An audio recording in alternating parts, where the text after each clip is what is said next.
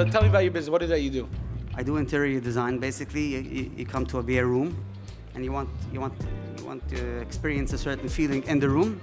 I come in, I try to figure something out like everyone else could do, but I decided to do it for other people, and either you like my taste or you don't. It's so interesting because in the Chassidische Welt, there's actually quite a few successful interior designers that are male. And from an outside perspective, I don't want to say anything in the literature world, there aren't many, for some reason, it's a certain chush and a talent that guys have, which is interesting. It's contrary to the norm you would think, although guys are fashionable all the time in our own way. But it's interesting, you would think, hey, interior design, men, females, it's very interesting that you do it. So I'm curious, before we get to what your business does today, how did you start this? You look like 26, so I mean, you can't be doing it that long.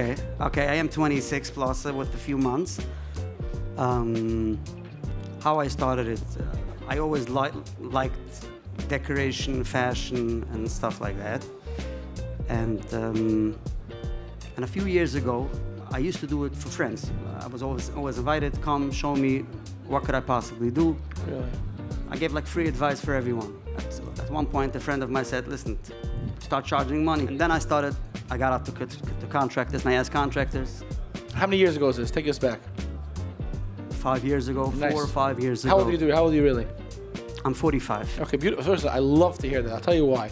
I think it's so important. I'm almost 40, and I think it's fantastic to recognize that guys who hit their 40s, they're like, it's over, my life is over, I can't make a parnasa, everything is over, I'm looking at the rich people, it's over for me. So I love the fact that you restarted in a brand which you would think you have to start in an industry which you think you have to start when you're younger. So first of all, that itself is amazing. It's a big system. Today you have any employees? No, I do all my employees outsource. Remote. Everything, yes. All my contracts are done remotely, yes. So Right. I have nobody working in my office, but all my contracts is done through... You pay as you need them, per deal? Pay per project. Amazing. Okay, so 5 years ago you decided Yes, I started... Take a chance on yourself, so to speak. Not a problem. Baruch Hashem, growing year after year. It takes time to break into the market. By year after year, you show one job, another job. So give me how you started. What was your first job that you did? My first job, I went out to a contractor. I said, you want to do some nice work? My first one was, I reached out to a salesman in a paint store. He said, listen, whenever I'll see someone need someone, I'll introduce you. So he introduced me to a contractor that goes into his own business. So that was my first job. He hired me. He said, "Listen, I'll." What'd you do? What'd you design? Give me an example of your design. This one was a Achnusis Archam house in Borough Park on 45th Street. An individual have a beautiful house in his basement. He wanted to have 3 suites just for Achnusis Archam. He travels a lot. He knows the needs of a comfortable home away from home. And this is what I designed for him on 45th next to Belgian Deep. Give me some of your. Let's talk recently. 5 years. Give me some of your recent Geschmack projects. My recent Geschmack, I did a hall in Williamsburg, like a small hall. This is mamish. I finished a year ago. Just finished an office. Just finished an apartment. You focus on commercial, residential, everything between. I'm trying commercial, but whatever comes my way, So let's describe what you do, right? So there's 2 types of design. There's actually 3, but as a general concept of interior design, there's a guy comes, look, here's a drawing, buy this furniture. Have a good day. Do you do that, or no? Do you? I'm hands-on. You take him A to Z. You make sure it gets delivered, gets set up, everything. I'm hands-on. You have I do the drafts. You come in. You can't do it that way. You open up the wall. The lights can be here. The wood can be over here. I'll draw it for him. Will you help oversee the project? Make sure it gets to fruition. 100%. Make sure the furniture gets delivered. The furniture gets created the way I want it to be created. I'll go down to the furniture company, the custom furniture. I'll make sure everything is the way I want it to be. If there's a challenge, if there's a problem, it can't be done, or this drives the price up extremely high. How many projects have you done the last year? I'm not 100% sure. It's probably between 10 to 15, but I'm not. Wow, that's a lot to handle concurrently. That's a nice idea. Give or take, it's fine. I did a count. How do you charge per job? How do you figure what to charge? It's a hard concept, right? Because it's really your time and effort as opposed to anything else. Okay, so I'm trying to be fair. I have an hourly rate. The hourly rate is $300 an hour. I'm trying to figure out how much approximately it's going to be, what the market about. Then I give him a price accordingly. And then what do your outsourced employees do overseas? What do they do for you? They do the spec books, the drawings. I have an architect that does it for me, and then the renderings, how the project will look. What separates Moshe Gluck Designs? In other words, is it unique? Is it beautiful? What's the beauty of what you do? Hands-on. Hands-on.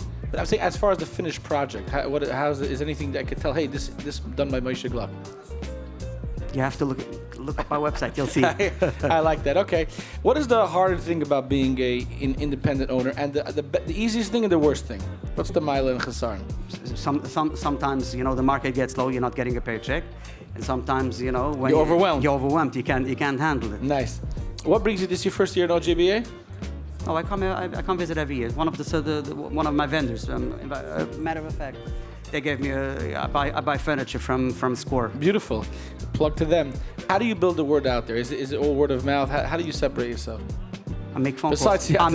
I make phone calls. You make cold calls? I do make cold calls. Yes, I do make cold calls. It's interesting you say. Let's talk about that for a second. I've actually interviewed a guy, Cesar Salama, who is Ezra is a Hebrew name, and he's a successful real estate guy, developer, very successful. He cold calls all day.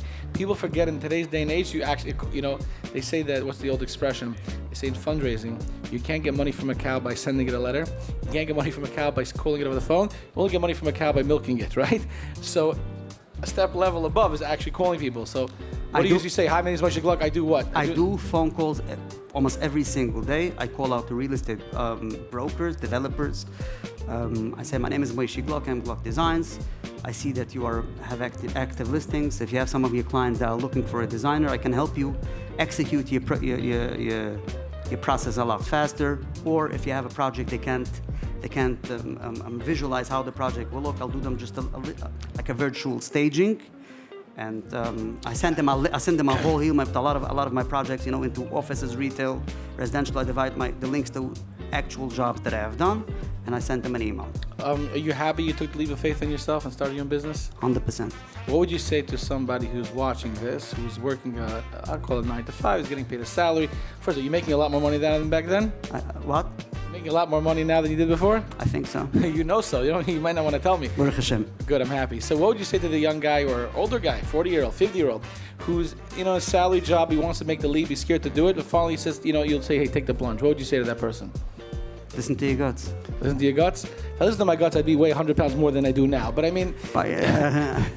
Not on 100 years. So what does it mean by listening? It's a easy thing to say and hard thing to implement, right? The best way is ask 3 friends who knows you, and they'll tell you if you can possibly do it. Okay, a lot. Your friends encouraged you? Yes. I love that. You have good friends. How do you deal with stress? I'm a little bit of a happy nature. You live a happy nature? Yes. I'm a little bit of a happy nature, so it's easy for me. I understand. We don't all smoke marijuana. I'm kidding. But what do you mean by what do you mean by you're happy? When you're nervous, what do you do? What do you mean nervous? I take out a Tillim and I say Tillim. You listen. Oh, okay. That's a good advice. I like that. Listen, a pleasure meeting you. You have a lot of atzlacha, and I think you give a lot of chizuk to a lot of people who are starting out. Thanks so much. Thank you. Good job.